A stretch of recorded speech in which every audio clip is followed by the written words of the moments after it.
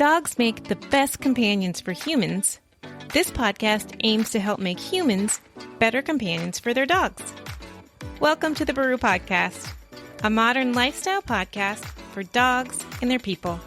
I'm your host, Charlotte Bain. I've been caring for other people's dogs for more than 15 years. And while I've learned a lot in my career, I definitely don't know it all. So I've collected an ever-evolving roster of amazing dog people, and I learn new things from them all the time.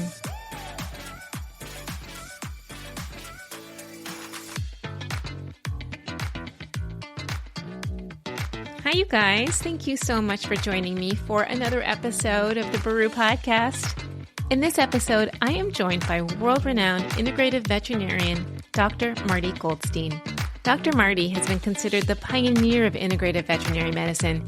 He has been combining conventional practices with alternative treatments like vitamins, supplements, and health-oriented dietary modifications for over 4 decades. He's authored 2 best-selling books, The Nature of Animal Healing, and his newest book, The Spirit of Animal Healing. And he shares with us his journey into integrative veterinary medicine, including all the criticism he's faced throughout his career. We also chat about some pretty controversial topics, such as over-vaccination and processed pet foods.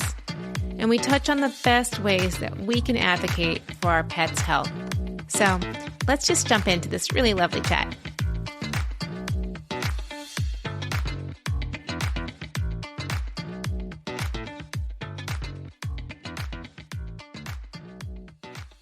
First of all, I so appreciate you jumping on and chatting with me because this is really exciting. I have raised my dog Chance holistically pretty much since he had a lot of gut issues at about a year old. I adopted when he was a year, and we went through the ringer on finding the right foods. He had been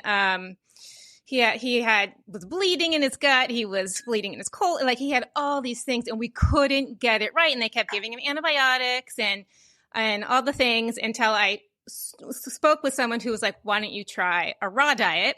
Because we tried the fanciest of foods, the fanciest of everything, cooked food, all the things, couldn't get it right. And immediately he was good to go with that diet for 12 years of his life. He's 15 now, still going strong. Wow. Yeah.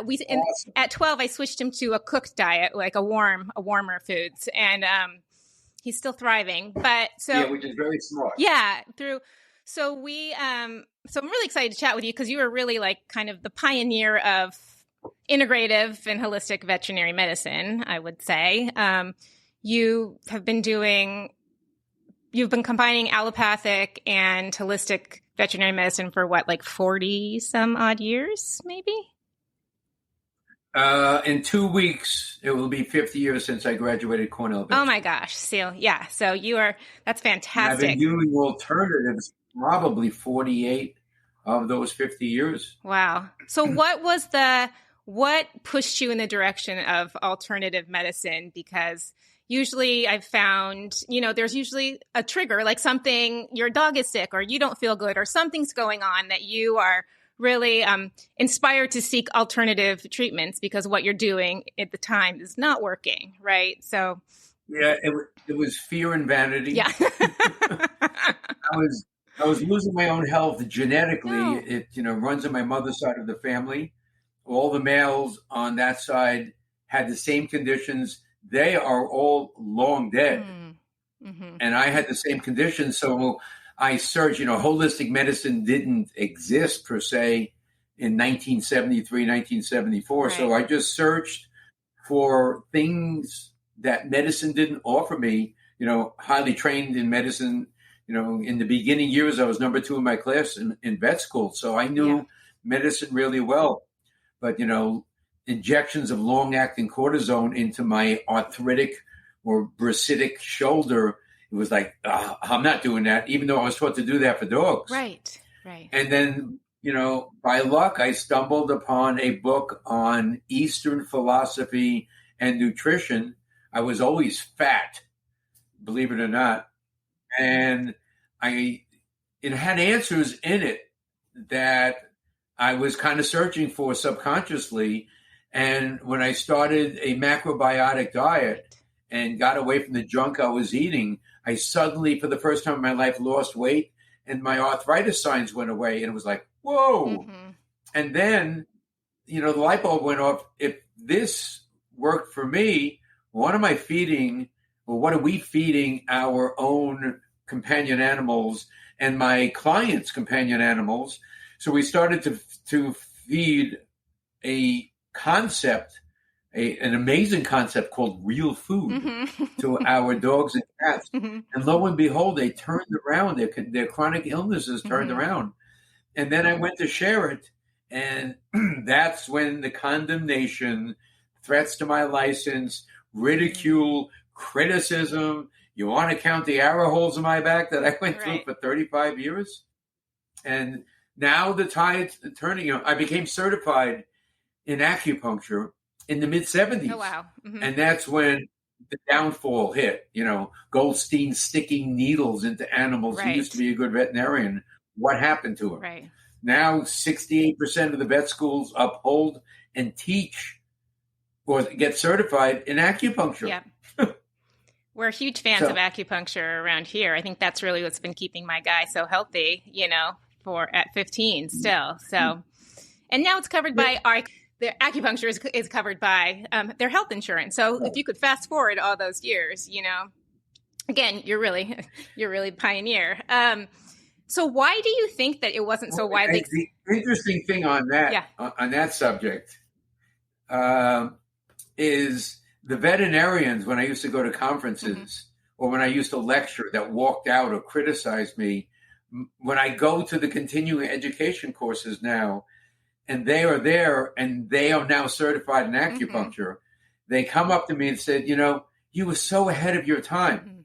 And my answer to that is, acupuncture has been around for over 3,000 years. I'm not ahead of my time.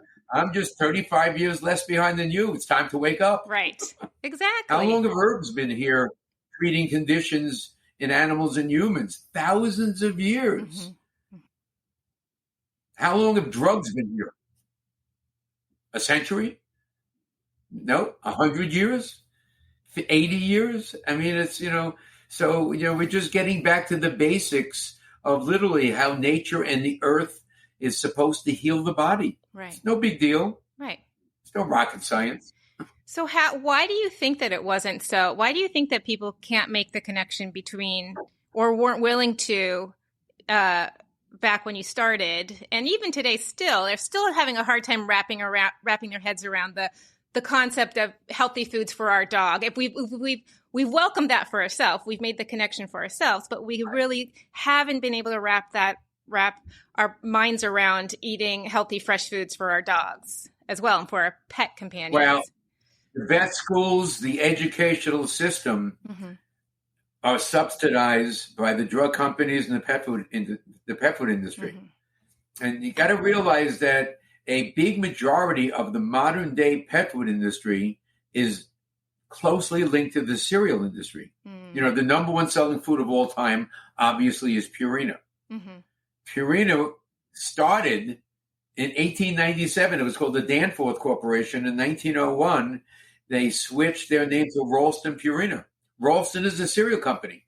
For humans, it makes wheat checks, rice checks, and corn checks. I did not know that. So, yeah. Unfortunately, we put a false foundation of science behind the testing and feeding of companion animals, and a lot of the big-time foods, in the sales of billions of dollars, have been 50 to up to 64% processed cereal byproducts.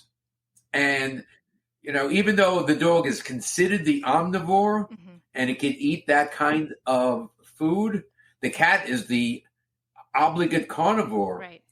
I mean, show me one tooth in a dog or cat's mouth flat for grinding cereal and grain.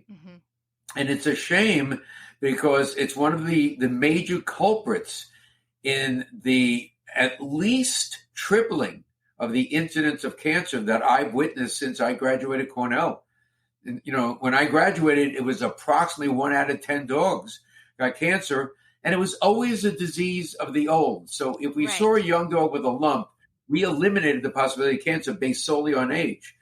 In recent statistics, which I wrote in my recent book, The Spirit of Animal Healing, in the chapter on pet food, it goes through the entire history of the pet food industry. There was a study that shows in the United States, 1 out of every 1.61 dogs will get cancer now. And it used to be 1 out of 10. That's crazy. So why did it almost quadruple or triple? Bad luck? No, there's no fundamentals of healthcare taught in vet school. It was a disease diagnosis drug institute, and that's what I learned how to do. Right. And we're seeing cancer at all ages in our dogs. It's not in the old. I mean, I have clients who are as young as 2, and I'm sure there's even younger that we're seeing instances of cancer in that we haven't seen before. So you think that the primary reason behind the health issues that we're having and we're seeing in our pets now is coming from the processed foods that they're eating? If you want to go primary, and if you want to get into it a little, sure. The number one immune suppressive act that we as veterinarians do is what has been accepted as the standardized protocols for vaccinations. Okay. I am not anti-vaccination. Right. And I am anti, like I said in my documentary. I don't know if you've ever seen the documentary. I watched the documentary yesterday. Yep. And as I said in there, I'm not anti-vaccine. I'm pro-sanity. So the fact that we are pummeling these dogs and cats, the same dose for the Great Dane is given to the Chihuahua. There is full scientific documentation coming from the vet school university level that the minimum duration of protection from these vaccines giving standardly up to 1 year of age is 7 to 15 years, which is the lifetime. And we have been vaccinating dogs and cats every single year with all their puppyhood or kittenhood vaccines. It's recently changed to most veterinarians to every 3 years, even though the science supports every 7 to 15 years. And when people raise their eyebrows when I discuss this, I just look at them and say, when was your last polio shot? Right. And they chuckle and laugh. Right. When was your last chickenpox shot or measles shot? Yeah, when I was a kid. Right. So it's no different for them.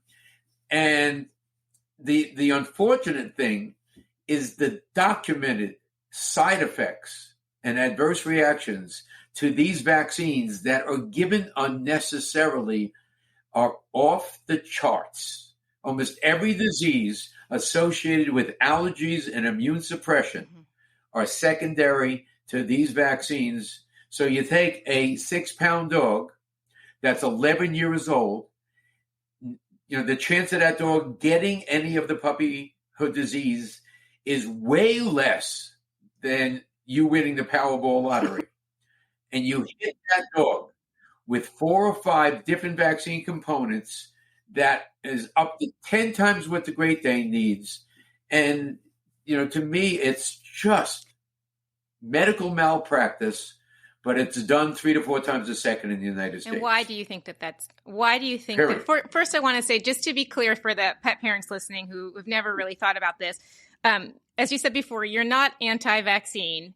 There are puppies need their core vaccines, but there has been an issue with over-vaccination. They're recommending you get these same shots every year, and and our dogs don't necessarily need them, or it's a case-by-case basis. And do you want to talk about titer testing a little bit? Because I know there's now titer testing. Yeah. Well, yeah, you took the words out of my mouth, because we now have the scientific ability to take a blood test and test dogs and cats for the diseases they're standardly vaccinated for. And if that blood test shows there is an immunity, don't vaccinate. I mean, how much more simplistic can you get? And what's even more astounding is that the only real vaccine that's federally and state mandated to be given all the time is the rabies vaccine. Rabies is a horrible disease. In 50 years, I've never seen a case. Doesn't mean it doesn't exist. But there was a study done in France that was replicated by what's called the Rabies Challenge Fund by Dr. Gene Dodds at the University Vet School in Madison, Wisconsin. And they went up to 5 years, showing that all dogs standardly vaccinated up to 1 year of age, when a titer was taken, they had protection. And when they were challenged with live rabies virus, none of them got the disease. The only reason the French study went 8 years, the only reason this study went 5 years is the USDA ran out of live rabies virus to keep the study going. And that study is in the literature. So if that's showing that the minimum duration of protection from rabies vaccines is 5 years, why are we vaccinating every 3, 2, or 1 years with the rabies vaccine, which again is up to 10 times the dose that the Great Dane needs to challenge its immune system? So it's all insanity, but it's accepted. It's one of the foundations. It is maybe the foundation of veterinary medicine. And finally, it's starting to slowly change and shift, but it's way too slow. So I'm on the bandwagon just to say, don't stop vaccinating. Don't be anti-vaccine, but just look at the science behind vaccination protocols and just question it if you disagree, or if your veterinarian is not agreeing with you or ready to kick you out of their practice because you're not giving your dog a vaccine that your dog doesn't need. They have to have no underlying like infections or anything else. Like even if you take your dog in for like an ear infection. I mean, I have to say that I have really great vets, both my holistic vet and my regular old allopathic vet. If he has like an ear infection or something, they won't do a vaccination or anything like that, right? But there are some that do, correct? They're not some. There are many. And the reason they're giving the vaccine is not because their pet needs it, or the fact that whether they're sick or not. It's because, like I said in the documentary, they're due by the calendar. The calendar does not govern the immune system of each individual animal. No two snowflakes are the same. Do you think the cellular structure of every dog is identical to the next dog? So if worse comes to worse, have a titer run. And if the titer shows your dog or cat's immune system is protected against that disease, they won't accept the titer for the rabies vaccine, but you can actually get exemptions, especially if there's illness. That when I lectured at my alma mater at Cornell, that we used to film for the documentary, I actually presented a case of a dog that had Lyme disease, Ehrlichia, and a highly malignant tumor of the rectum.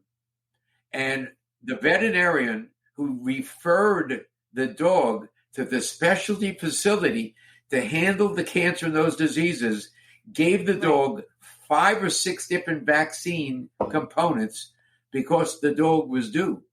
And on the label of every vaccine, it says intended for use in healthy animals only.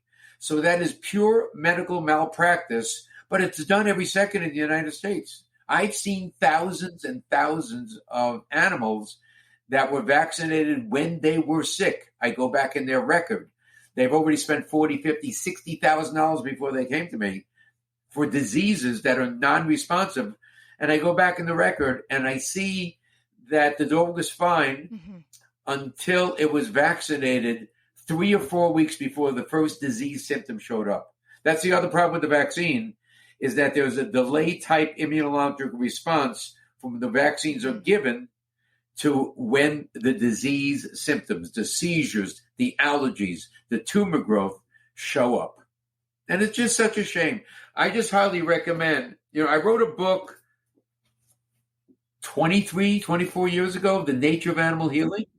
And what's so good about this and the joy of my life? We found out 3 weeks ago that this book is rated as the #1 best-selling veterinary medicine book forever, which shocks me. It's not really a veterinary medicine book. And then the sequel, which I wrote in 2021, The Spirit of Animal Healing, is the updated version of that book that shows the science of the health food industry, the pet food industry, and the vaccine things we just discussed. And I just all I want to do in my life from now on forward, right, besides saving millions of animals, is just to get the truth out about healthcare and disease therapy. Not to go against them, just to help them along. Right. Right, because that's what you do. I mean, you are an integrative veterinarian. You do supportive therapies, and when you need to use modern Western medicine, then you do, right? But I mean, absolutely. I mean, my one thing, holistic medicine is not the opposite or the other side of the pole to conventional medicine. You have conventional medicine or allopathic medicine. You have alternative therapies. Holistic medicine is the umbrella. I didn't like, the word holistic is very airy-fairy. Right. And then it switched from holistic to complementary medicine because they complement each other. And now we're in the wonderful world of integrative medicine. And someday I would just like it to be called good medicine. Right. Best of both worlds, what that patient needs. But because I was turning so many terminally ill animals around and documenting them, I built a national clinic. So we were seeing at the Smith Ridge Veterinary Center that you saw in the documentary, we were seeing at least 25 states of the United States in our waiting room every single month because no one else was doing this. Right. And most of those animals came because they already failed medical therapy. So I wasn't going to start them back on a different course of medical therapy. We stopped the drugs or weaned off the drugs and started on the alternatives. And I can't tell you how many cases that I have documented of dogs with days, weeks, or months to live. And then we have them living on alternatives 5, 7, 9 years later with terminal cancer in remission. And it's starting to open the eyes of the vet schools because I'm presenting the documented cases. Not me. I'm presenting the true work as it should be. Do you want to share an example so people can, understand really more what you do and what it looks like? So if these people essentially, and I think we do this with our own health too, we don't seek out this kind of care until we're desperate, right? And until we're at a point where nothing's working, instead of integrating. And then we're learning how to do it as we learn more about, the gut microbiome and all the things about our own bodies. Like we're learning to care on a daily basis versus when something goes wrong, then we rush to find all the things and, try to treat it as best we can. But so when someone comes to you, what does that look like, essentially? Do you want to walk us through a case? Well, where we've lost track in conventional medicine is we don't really have a clue what nature and the immune system is doing in the body. So why does the body create disease? We look at disease as something bad that typically has to be treated and especially suppressed by drug therapy. So what is a fever? An aspirin deficiency condition? No. There is a reason for a discharge, for flaky skin, for fevers. There is and I go through that in the book, is we actually define what disease is. And what I've learned to do is to take patients that have been going through so much drugged disease process, wean them off the drugs, put them on supplements or nutraceuticals that support their immune system, and then monitor them and allow them to go through the disease process. And it takes a lot of experience to know what's truly disease and what's healing. And on the other side of that is called healing. And we've done it thousands of times. I can't tell you how many of mine and my associates' patients that had terminal illness, as they were doing great for months or even into years, and then suddenly developed a huge fever. And instead of stopping the fever because they were doing well, we stepped back. The fever went through the process, and then all of a sudden their tumor, 2 days later, shrunk in half. It's an amazing, miraculous experience, but it's not taught in vet school. And, you know, I said half the veterinarians, if they just heard what I said to you, would think I'm crazy. But nature, you know, what I always say, and I'm blown away with how technologically advanced medicine has become. The CAT scans, the dye studies, the fact that we can go in biochemically and physiologically and determine every biochemical pathway in the body, and at each point, what the substance is in the body that makes this liver cycle digest a certain kind of food. It's mind-blowing that we scientifically figured out. But guess what? We didn't create it.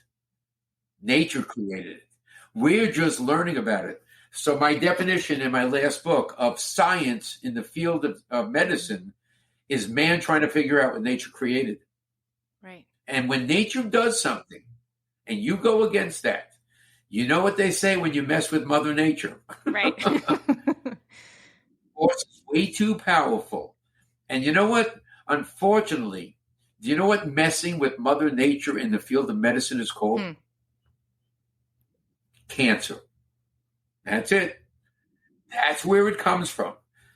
You know, and you know, when veterinarians try to remove a tumor and get wide margins, the best thing a wide margin can do is bring the patient back to the point before the first cancer cell appeared in the body. Where did that cancer cell come from? The garage? The Bronx or Brooklyn? Right. No, it was a normal cell that went haywire. Right. So, you know, that's the whole misconception. And the more we adulterate and go against nature in the immune system, the more normal cells can go haywire and form tumors. So I just gave you the multi-trillion-dollar-a-year answer to cancer. We've been looking for it. $3-4 trillion a year on the earth. The cure for cancer, you know what it's called? Health. God, if it wasn't for his tumor, he was in great shape. No. If it wasn't for his heart attack, he really looked good. No, you don't look good and be in great shape and die of a heart attack. It's an oxymoron. I mean, when it comes to pets, though, it's like, it's about being mindful and paying attention to even the small things, asking why it's going wrong. Like, why is this dog acting this way or has a rash or whatever? I mean, you hit it right on the head. But, you know, my number one piece of advice for all of those listening, because they're not trained enough when their diseases get severe. So if a terminal cancer patient that they're working on because they went on Google and found 16 supplements, all of a sudden develops a fever or can't breathe, right? It's not up to them to ask themselves, what is nature doing here? They should go and they should consult with their veterinarian. And if their veterinarian is not willing to accept integrative medicine, then one of the number one sites is the American Holistic Veterinary Medical Association, or AHVMA.org, has a listing of all the integrative veterinarians in all the cities and towns and states of the United States and Canada, what modality they practice, and they should consult with a professional that can help guide them through the proper treatment for their companion animal. Period. Right. Like you have. Not self-diagnosing, and you have one. Yeah. Or two. We have about 15 different veterinarians. We have our acupuncture rehab. We have our eye guy. We have our. I love it. We have all the things. So, yeah. So it's about advocating. I mean, it's about, advocating for our animal and making sure we have kind of like the right team in place. I was going to ask you about, how one would go about finding, a holistic veterinarian. I live in Los Angeles, so there's many. Yeah. I mean, who cares about sales? Mm-hmm. But I saw this book came out in 1999, and it's still selling like crazy. And it's the one that I told you is now rated as the number one of all time.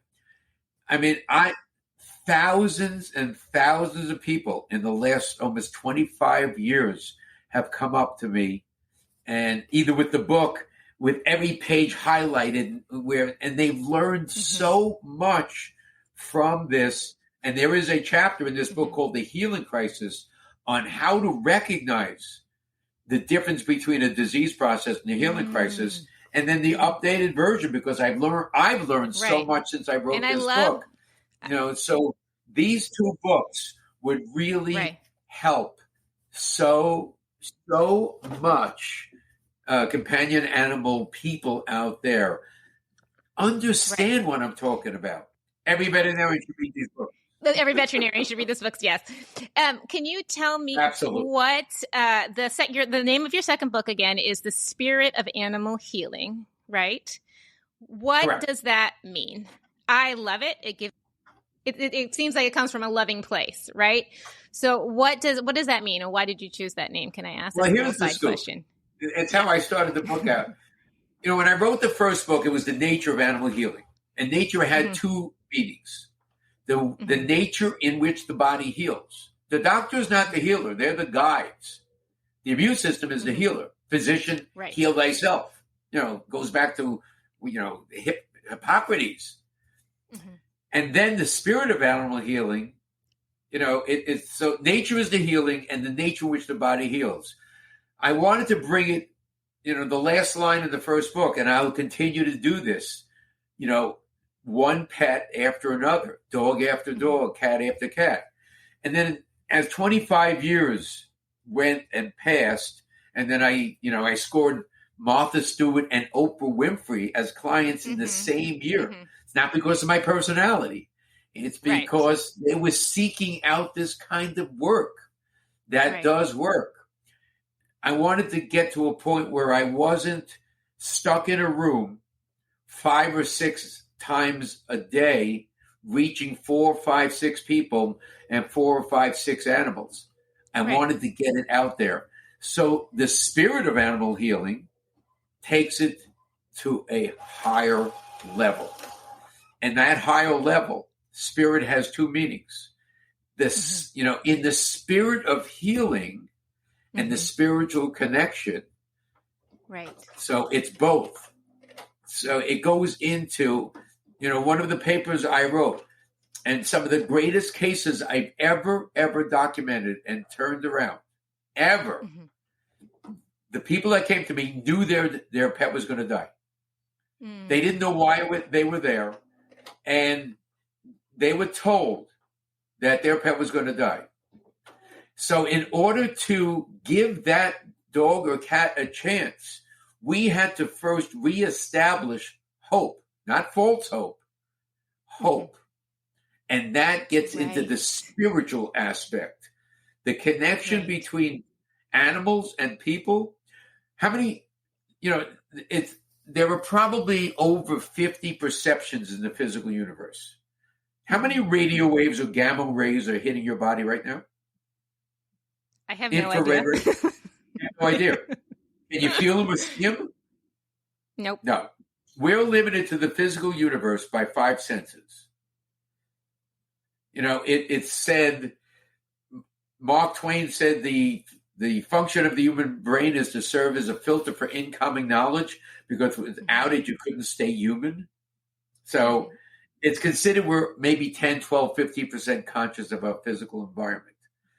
It is known and proven that the animals have senses beyond ours. They can tell it when you're going to seizure up to 24 hours. They know when a tsunami is going to hit. They know all of this. They're now detecting bladder cancer and all of that. So on the spiritual level, what's going on between people and their companion animals? If I were to take an infrared photograph called a Curlian photograph of you and your dog, I wouldn't see two physical bodies. I'd see two overlapping energetic fields that you can't see. So that's what this book gets into, the spiritual aspect and relationship between people and their animals on the level of interest and on the level of love, but especially on the level of health and disease therapy. See my dogs? Are those your pups? I know. How many dogs do you have? I have 3 rescues. 3. Yeah. 4 rescues. Aww. That's where we go. Not breeds. Yeah, me too. Me too. My guy's a rescue. And then something that, you said you watched it. I did. The dog doc. Yep, I did. I rented it. This it was easy. movie is a trip. This was a really dear friend of mine who brought her Shar-Pei to me after it was recommended to put Coco to sleep 30 years ago because of consistent high fevers, drugs, antibiotics, aspirin, steroids. And then finally the veterinarian said, you should think about putting Coco to sleep today. And she was crying in a pet store. And the owner of the store came up to her and said, what's the matter? And she told him, and she goes, have you called Marty Goldstein? She goes, who's that? She called my office. I called her back Friday night at 11 o'clock at night because that's how busy I was. And she goes, you got to be kidding me. My own doctor doesn't call me, let alone a doctor I never met. And I said, what's wrong? She told me what's wrong. And I said, don't you see that Coco's immune system is trying to do something and you keep on stopping it with drugs? And she said her life changed right there. Fast forward, we took Coco off the drugs, put it on supplements. Coco went through the fever and then became a puppy. Lived years and years and years. So later on in life, she started to do films. She did a film called Buck about the original Horse Whisperer. Oh. It made the short list of the Academy Awards.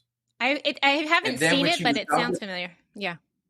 Oh, you must. Okay. All right. Yes. I'll put a link to it. Yeah. Buck Brannon. And then after she was done with that, she came to me. She goes, you're next. So she filmed in my clinic for 3 years. It was so stressful. You'll see it on my face how stressful it was. I looked 7 years ago, I looked 10 years older because of the stress of having the film crew for 3 years straight with cameras and lights. And, these people coming in from all over the United States with their animal dying. They don't want to look at a camera. I was going to say. And it was winning awards in film festivals all over the United States. And it premiered in New York City, scheduled for 3 movie theaters in Hollywood. And the next day, COVID shut the theater district down. Oh, my gosh. Right. It would have been listed for the Academy Award. It would have been shortlisted. But it's great. My biggest joy is in the film festivals I went to all over the United States. Conventional veterinarians showed up in the audience. And every single one that came up to me, and there's dozens, gave me the thumbs up and said, you did it.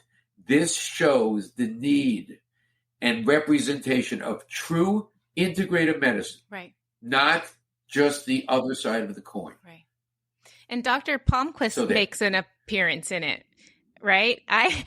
He's not my vet, but I live in Los Angeles, and I think half the people I know see Dr. Palmquist, and they love him. I've never heard anything remotely awful about Dr. Palmquist. So I've never seen his face. Yeah, we won't ruin it, but it is the best scene in the documentary on how he and I met.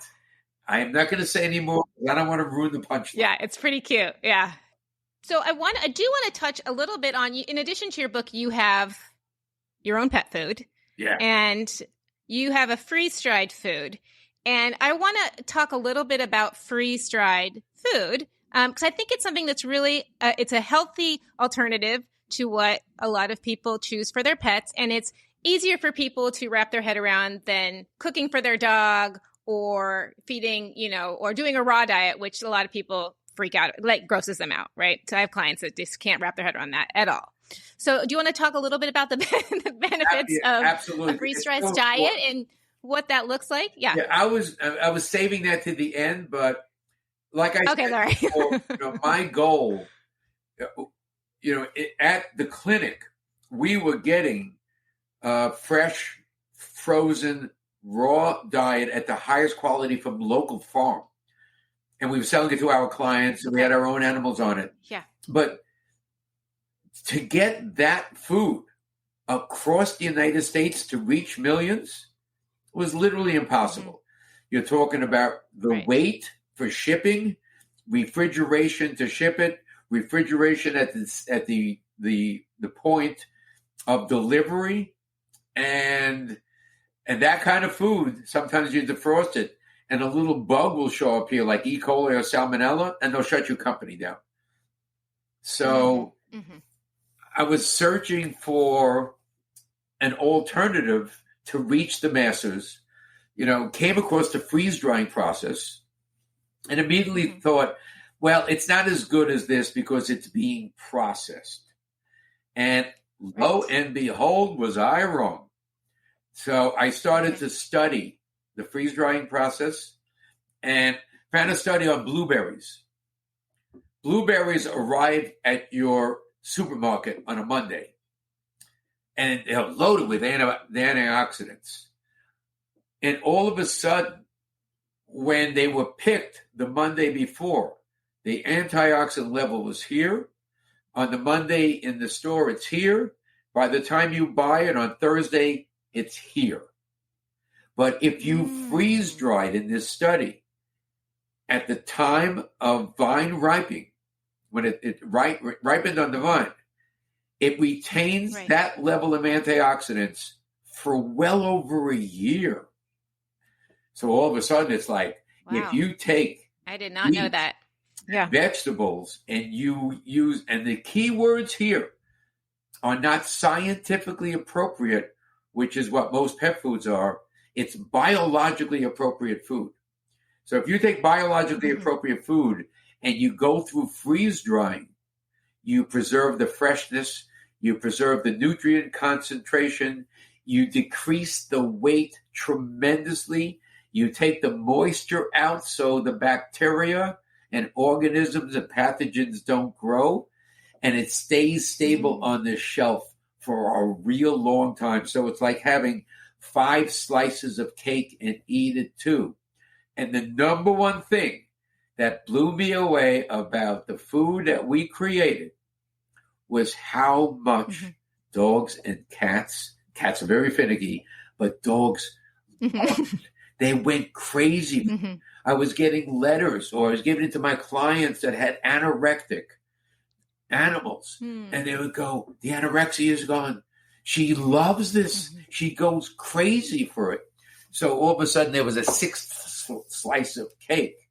And probably the biggest joy for me right now, because the food has been out for 6 years, is the thousands and thousands of thank you testimonials I've gotten over the last 6 years from people all over the country, not only in how much their animal loves it, how well they're doing, but how it turned them around. And I'm getting calls to my old clinic from veterinarians saying that they had non-responsive terminal cases where the people went online, bought the food and the supplements, and all of a sudden the dog is normal. Can I sell this food? Can you teach me what you're doing? So, I mean, after almost 45 years of struggle and criticism, I can't tell you how happy life is right now. It's just working. Right. Right, because all your hard work is really, I think now's the time where people are really making that connection on, especially after the pandemic, on how they can live a healthier life, right? And that healthy life filters down to our pets. The other thing, I mean, there's a lot of really good freeze-dried foods on the market right now.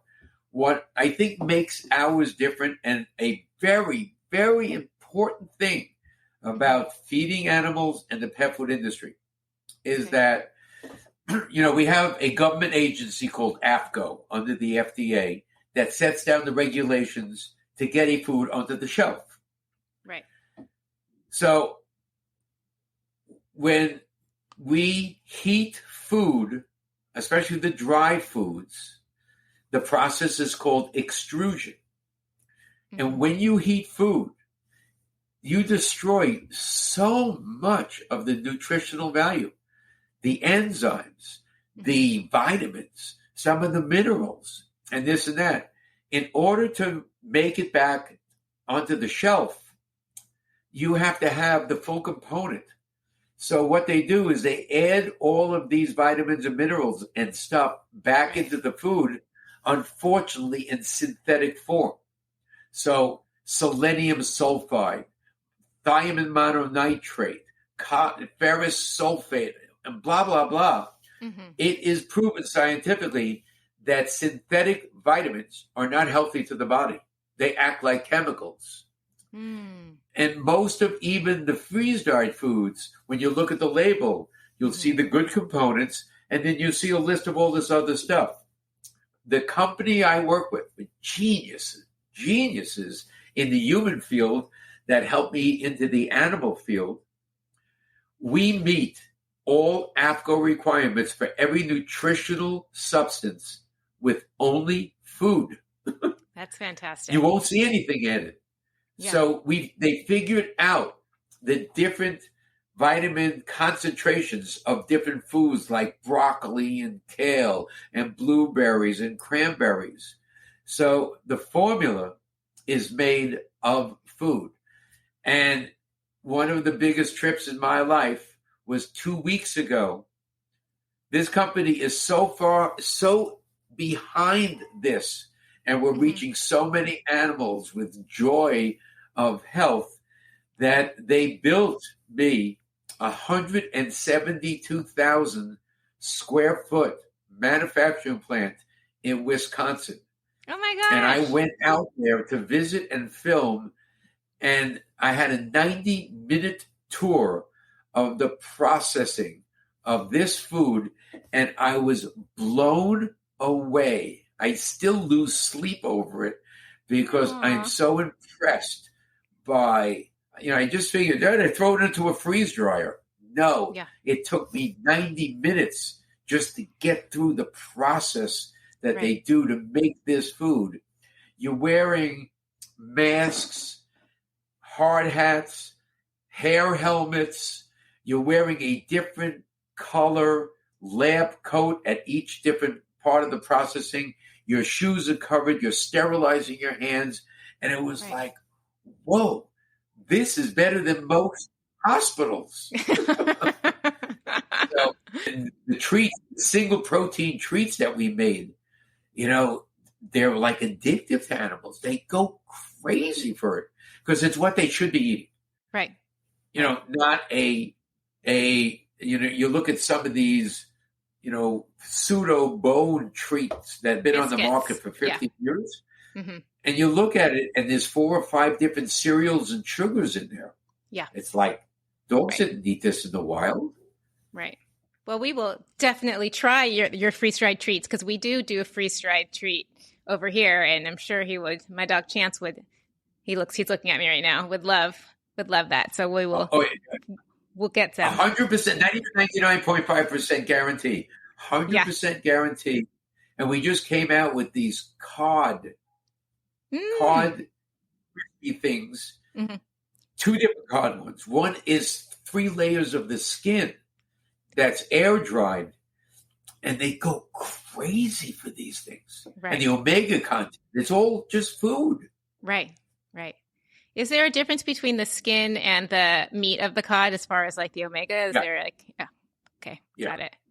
Dr. Marty Pets, it's all under Dr. Marty Pets. Mm-hmm. And everything I did in my life, in my career, is all funneled in there now. So if you go to drmarty.com, it'll filter you there because I now am not just me.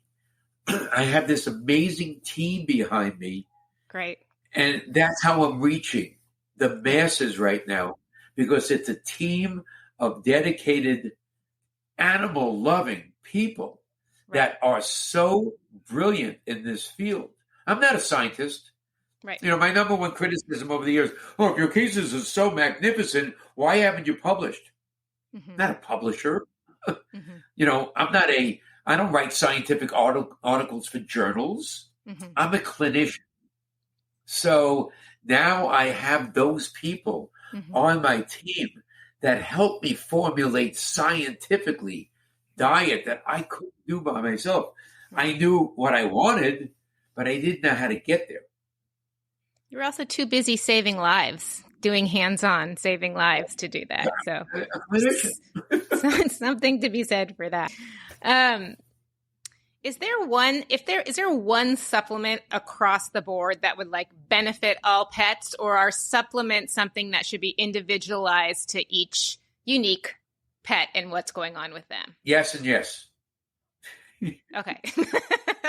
Okay, let's start with which supplement would be the one across the board? Well, a healthy intestine leads to a healthy body. And and there's so much science behind it.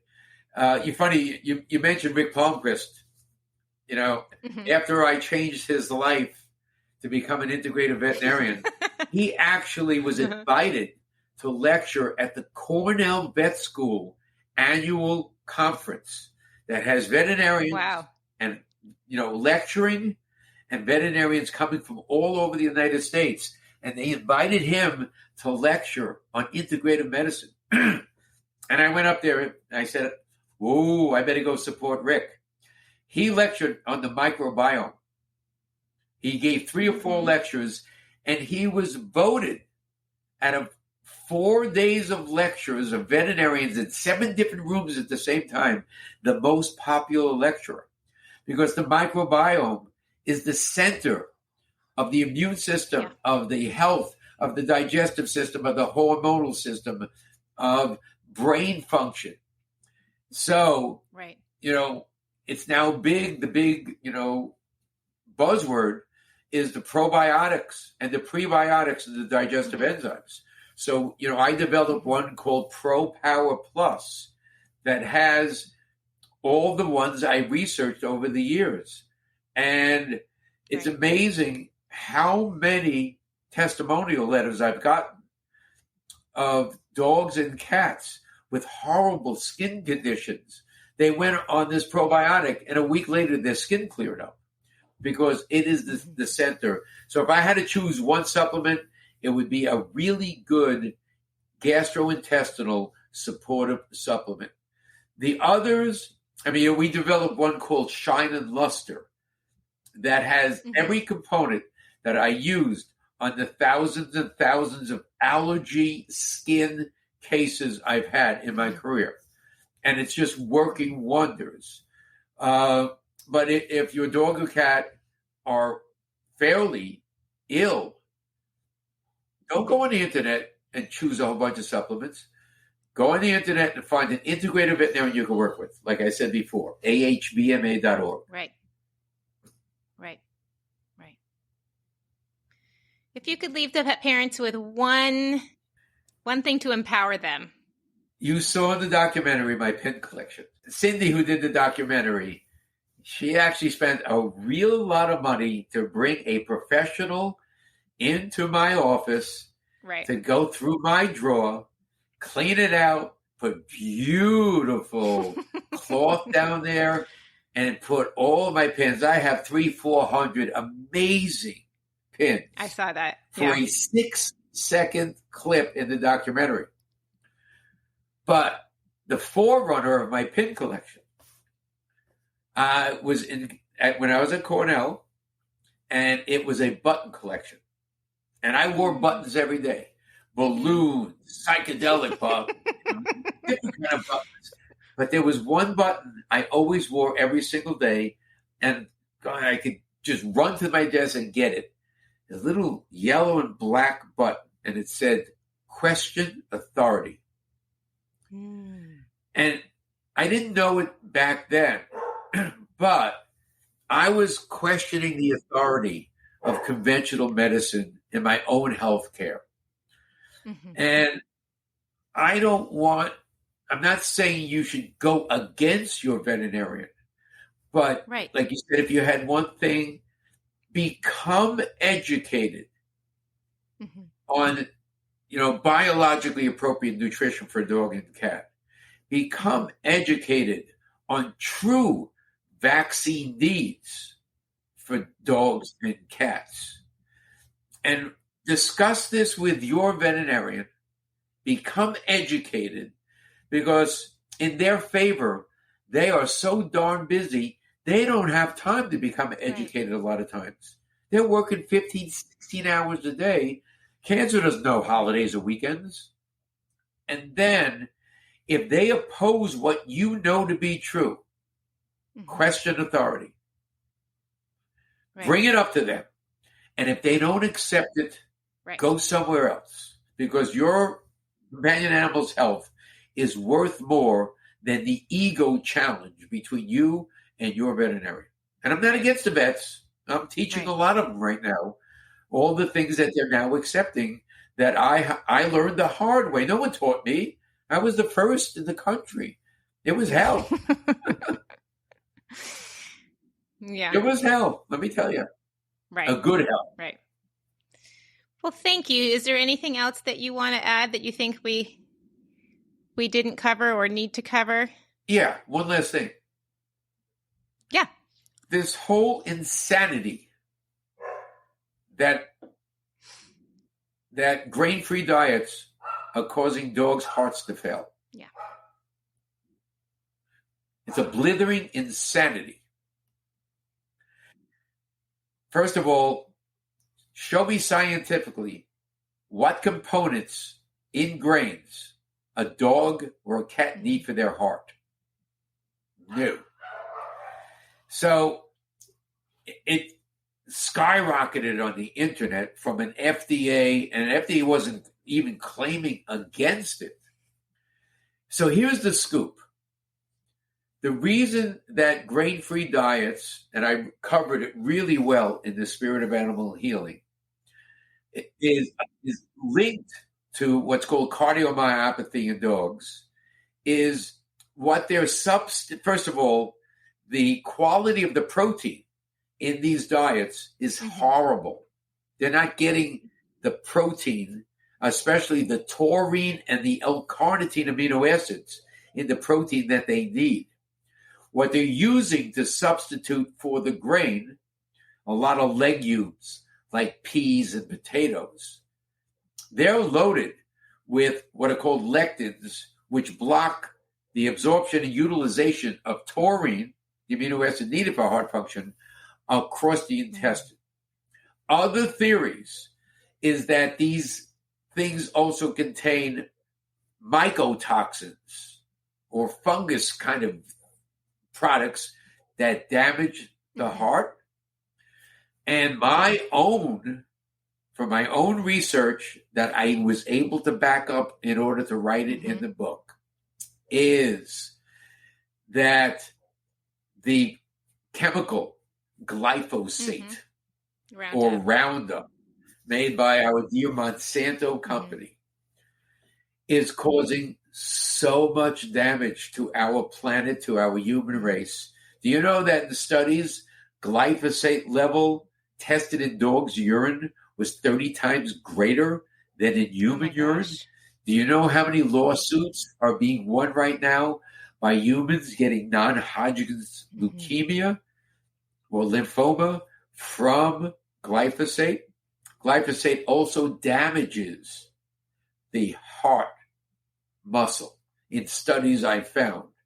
So all of these substitutes for the grain that are put in to these grain-free diets are loaded with glyphosate, and they're also probably damaging the heart muscle.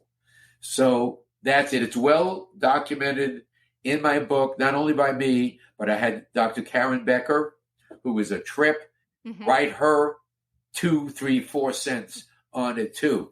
And not only the number one thing that bothers me about this is not only how many people have to go out and buy grain-based diet because they're afraid their dog is going to get hurt by it or their dog has a heart condition. But the amount of my clients that were feeding perfect biologically appropriate diet, that all of a sudden were adding cups of rice or corn to that diet, thinking there was something in there that their dog's heart needed. No. Right. So that's my last 2 cents. Well, thank you so much. I so appreciate this. Yeah, keep up the good work yourself. It is so needed that people like you were doing this. I appreciate that. Thank you. A pleasure. Anytime. Thank you so much for listening to this episode of the Baru Podcast.